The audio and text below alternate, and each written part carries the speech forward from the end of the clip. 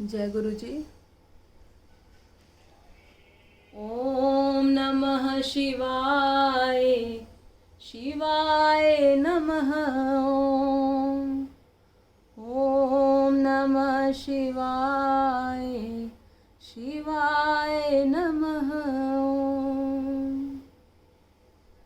जय गुरु जी। संगत जी, तो जैसा कि हमने शिव पुराण कथा का पढ़ना शुरू किया है, कल उसका हमने आरंभ किया था और आज से हम प्रथम अध्याय का वाचन करेंगे। जय गुरु जी। तो संगत जी, आज प्रथम अध्याय शुरू करते हैं। बोलो शंकर भगवान की जय, गुरु जी महाराज की जय। शिव पुराण के श्रवण से देवराज को शिवलोक की प्राप्ति तथा चंचुला का पाप से भय एवं संसार से वैराग्य। श्री शौनक जी ने कहा, महाभागसूत जी, आप धन्य हैं, परमार्थ तत्व के ज्ञाता हैं। आपने कृपा करके हम लोगों को यह बड़ी अद्भुत एवं दिव्य कथा सुनाई है। भूतल पर इस कथा के समान कल्याण का सर्वश्रेष्ठ साधन दूसरा कोई नहीं है। यह बात हमने आज आपकी कृपा से निश्चय पूर्वक समझ ली। सूत जी, कली युग में इस कथा के द्वारा कौन कौन से पापी शुद्ध होते हैं, उन्हें कृपा पूर्वक बताइए और इस जगत को कृतार्थ कीजिए। सूत जी बोले, मुने, जो मनुष्य पापी, दुराचारी, खल तथा काम क्रोध आदि में निरंतर डूबे रहने वाले हैं, वे भी इस पुराण के श्रवण पठन से अवश्य ही शुद्ध हो जाते हैं। इसी विषय में जानकार मुनि इस प्राचीन इतिहास का उदाहरण दिया करते हैं, जिसके श्रवण मात्र से पापों का पुण्यतया नाश हो जाता है। पहले की बात है, कहीं किरातों के नगर में एक ब्राह्मण रहता था, जो ज्ञान में अत्यंत दुर्बल, दरिद्र, रस बेचने वाला तथा वैदिक धर्म से विमुख था। वह स्नान संध्या आदि कर्मों से भ्रष्ट हो गया था और वैश्यवृत्तियों में तत्पर रहता था। उसका नाम था देवराज। वह अपने ऊपर विश्वास करने वाले लोगों को ठगा करता था। उसने ब्राह्मणों, क्षत्रियों, वैश्यों, शूद्रों तथा दूसरों को भी अनेक बहानों से मारकर उनका धन हड़प लिया था, परंतु उस पापी का थोड़ा सा भी धन कभी धर्म के काम में नहीं लगा था। वह वेश्यागामी तथा सब प्रकार से आचार भ्रष्ट था। एक दिन घूमता घामता वह दैवयोग से प्रतिष्ठानपुर में जा पहुंचा। वहां उसने एक शिवालय देखा, जहां बहुत से साधु महात्मा एकत्र हुए थे। देवराज उस शिवालय में ठहर गया, किंतु वहां उस ब्राह्मण को ज्वर आ गया। उस ज्वर से उसको बड़ी पीड़ा होने लगी।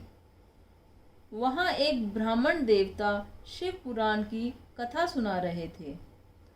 ज्वर में पड़ा हुआ देवराज ब्राह्मण के मुखारविंद से निकली हुई उस शिव कथा को निरंतर सुनता रहा। 1 मास के बाद वह ज्वर से अत्यंत पीड़ित होकर चल बसा। यमराज के दूत आए और उसे पाशों से बांधकर बलपूर्वक यमपुरी में ले गए। इतने में ही शिवलोक से भगवान शिव के पार्षद गण आ गए। उनके गोर अंग कर्पूर के समान उज्जवल थे, हाथ त्रिशूल से सुशोभित हो रहे थे। उनके संपूर्ण अंग भस्म से उद्वासित थे और रुद्राक्ष की मालाएं उनके शरीर की शोभा बढ़ा रही थीं।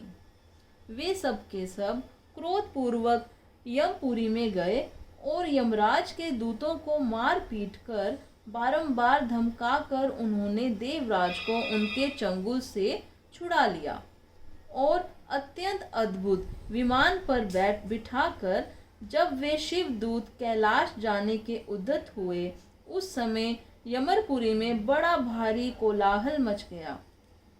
उस कोलाहल को सुनकर यमराज अपने भवन से बाहर आए।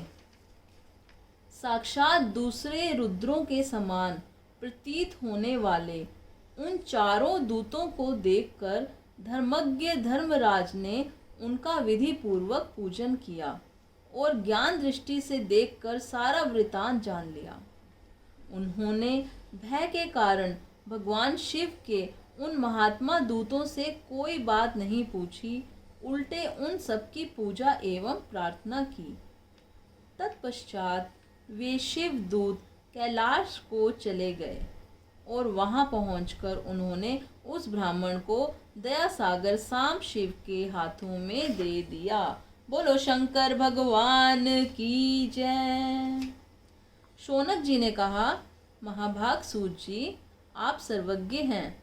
महामते, आपके कृपा प्रसाद से मैं बारंबार कृतार्थ हुआ।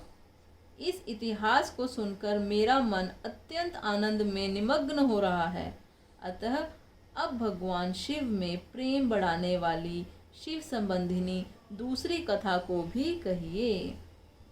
श्री सूत जी बोले, शौनक सुनो, मैं तुम्हारे सामने गोपनीय कथा वस्तु का भी वर्णन करूँगा, क्योंकि तुम शिव भक्तों में अग्रगण्य तथा वेद वेताओं में श्रेष्ठ हो। समुद्र के निकटवर्ती प्रदेश में एक वाशकल नामक ग्राम है, जहाँ वैदिक धर्म से विमुख महापापी द्विज निवास करते हैं। वे सब के सब बड़े दुष्ट हैं। उनका मन दूषित विषय भोगों में ही लगा रहता है। वे ना देवताओं पर विश्वास करते हैं, ना भाग्य पर। वे सभी कुटिल वृत्ति वाले हैं। किसानी करते और भांति भांति के घातक अस्त्र शस्त्र रखते हैं। वे व्याभिचारी और खल हैं। ज्ञान, वैराग्य तथा सधर्म का सेवन ही मनुष्य के लिए परम पुरुषार्थ है। इस बात को वे बिल्कुल नहीं जानते हैं। वे सभी पशु बुद्धि वाले हैं। अन्य वर्णों के लोग भी उन्हीं की भांति कुत्सिल विचार रखने वाले सर्वधर्म विमुख एवं खल हैं। वे सदा कुकर्म में लगे रहते हैं और नित्य विषय भोगों में ही डूबे रहते हैं। वहाँ की सब स्त्रियां भी कुटिल स्वभाव की, स्वेच्छाचारिणी, पापासक्त, कुत्सित विचार वाली और व्याभिचारिणी हैं। वे सद्व्यवहार तथा सदाचार से सर्वथा शून्य हैं। इस प्रकार वहाँ दुष्टों का ही निवास है। उस वाशकल नामक ग्राम में किसी समय एक बिंदुक नामधारी ब्राह्मण रहता था। वह बड़ा अधम था, दुरात्मा और महापापी था। यद्यपि उसकी स्त्री बड़ी सुंदर थी, तो भी वह कुमार्ग पर ही चलता था।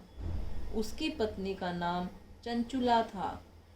वह सदा उत्तम धर्म के पालन में लगी रहती थी, तो भी उसे छोड़कर वह दुष्ट ब्राह्मण वेश्यागामी में हो गया था। इस तरह कुकर्म में लगे हुए उस बिंदु के बहुत वर्ष व्यतीत हो गए। उसकी स्त्री चंचुला काम से पीड़ित होने पर भी सर्वधर्म नाश के भय से कलेश सहकर भी दीर्घ काल तक धर्म से भ्रष्ट नहीं हुई, परंतु दुराचारी पति के आचरण से प्रभावित हो आगे चलकर वह स्त्री भी दुराचारिणी हो गई। इस तरह दुराचार में डूबे हुए उन मूढ़ चित्त वाले पति पत्नी का बहुत सा समय व्यर्थ बीत गया। तदंतर शूद्र जातीय वेश्या का पति बना हुआ वह दूषित बुद्धि वाला दुष्ट ब्राह्मण बिंदुक समयानुसार मृत्यु को प्राप्त हो नरक में जा पड़ा। बहुत दिनों तक नरक के दुख भोगकर वह बूढ़ बुद्धि पापी विंध्य पर्वत पर भयंकर पिशाच हुआ। इधर उस दुराचारी पति बिंदुक के मन जाने पर वह मूढ़ हृदय चंचुला बहुत समय तक पुत्रों के साथ अपने घर में ही रही।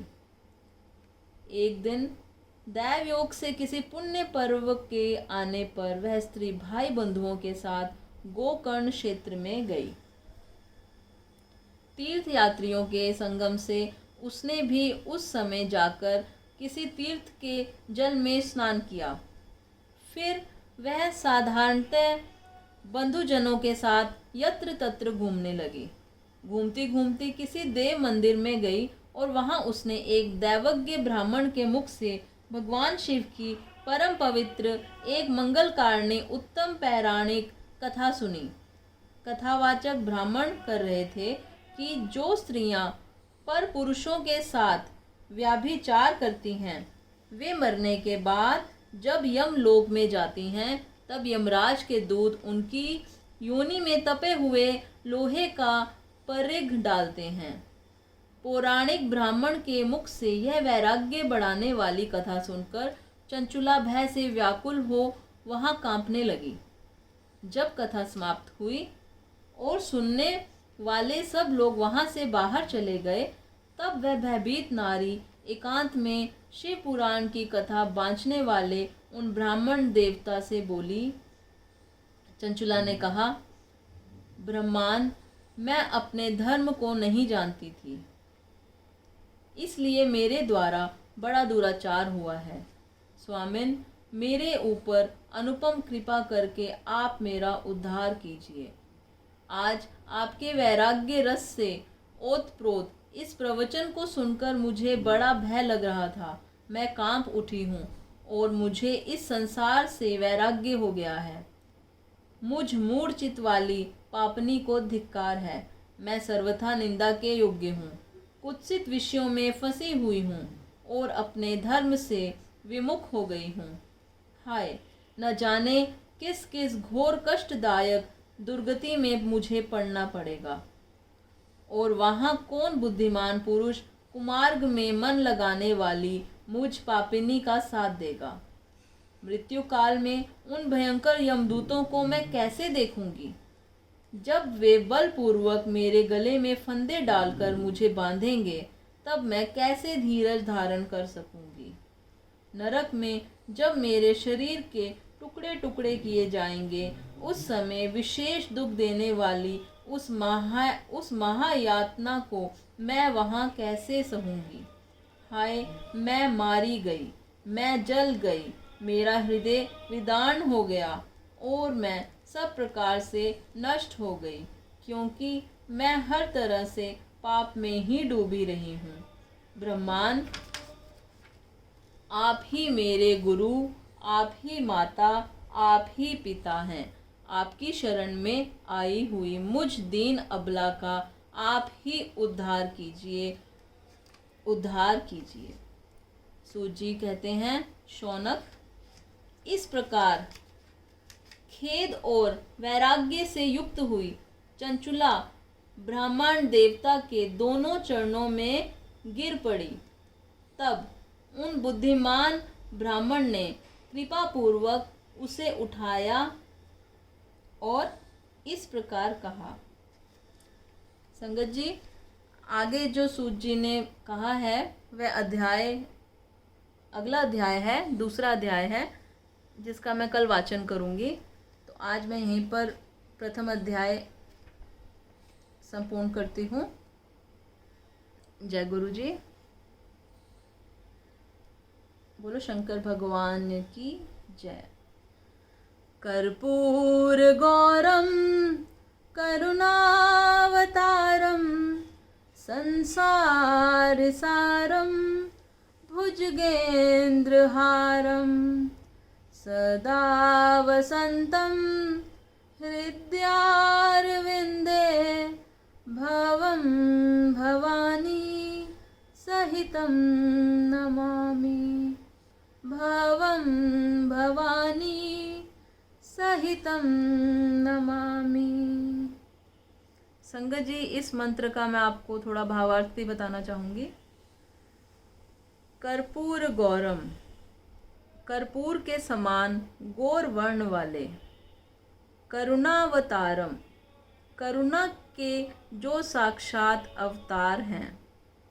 संसार सारम, समस्त सृष्टि के जो सार हैं। भुजगेंद्र हारम, जो सांप को हार के रूप में धारण करते हैं। सदा वसंतम हृदयारविंदे भवम भवानी सहितम नमामि।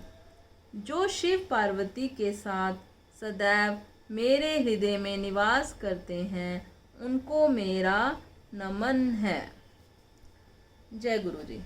संगत जी, आज हमने पहले अध्याय का श्रवण किया और बहुत ही आनंद लिया, जिसमें हमने चंचुला का पाप से भय एवं संसार से वैराग्य, जो मैंने शुरुआत में बोला था, उसके बारे में हमने पढ़ा है। और आगे चंचुला के बारे में जो आगे की कथा है वो द्वितीय अध्याय में है, जिसका श्रवण हम कल करेंगे। जय गुरु जी। संगत जी, बहुत बहुत धन्यवाद। और पढ़ते हुए मेरे से कोई भूल चूक हो तो मुझे बहुत ही, मैं क्षमा मांगूंगी उसके लिए। गुरु जी मेरे पर कृपा बनाए रखना, मैं कोई भूल चूक ना करूं, मैं अच्छे से शिव पुराण पढूं और संगत जी अच्छे से शिव पुराण श्रवण करें।